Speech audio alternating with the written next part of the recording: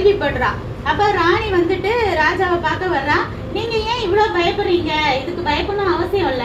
நம்ம இதுலயே அடிமையாகி அங்க இருந்து நம்ம இஸ்ரேல் தேசத்துல இருந்து கொண்டு வந்தோம்ல தானியேல்னு ஒருத்தருக்கு, அவருக்குள்ள பரிசுத்த ஆவியானவர் இருக்கிறாரு.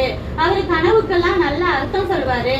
அவர் தேவ மனுஷனா இருக்கிறதுனால எல்லாமே அவருக்கு தெரியும். நீங்க அவரை கூப்பிட்டு கேளுங்க, கண்டிப்பா அர்த்தம் சொல்வாரு அப்படின்னு சொல்லிட்டு, சரி தானியேலை வர சொல்லுங்க அப்படின்னு சொல்லும் போது தானியேல் வர்றாரு. வரும்போது ராஜா சொல்றாரு, இந்த மாதிரி நாங்க பார்ட்டி நடத்திட்டு இருந்தோம், திடீர்னு இப்படி ஒரு கை எழுதுச்சு, என்னன்னு எங்களுக்கு புரியல அப்படின்னு சொல்லும் போது, உனக்கு நாங்க இந்த மாதிரி நீ அர்த்தம் சொல்லிட்டா நாங்க இந்த மாதிரி கிஃப்ட் பண்ணுவோம் அப்படின்னு சொல்லிட்டு, அப்போ தானியேல் சொல்றாரு, உங்க கிஃப்ட் எல்லாம் எனக்கு ஒண்ணும் வேண்டாம், அதை வேற யாருக்காவது கொடுங்க, நான் இதை அர்த்தத்தை மட்டும் சொல்றேன் அப்படின்னு சொல்லிட்டு. ஏன்னா அவங்க தேவனுக்கு பிரியமில்லாத ஒரு வாழ்க்கை வாழ்றவங்க தானே. அப்படி இருக்கிறவங்க நம்மளுக்கு ஏதோ ரொம்ப கிஃப்டோ ஏதோ ஒண்ணு கொடுத்தாலும் நம்ம அதை ஆசையே படக்கூடாது.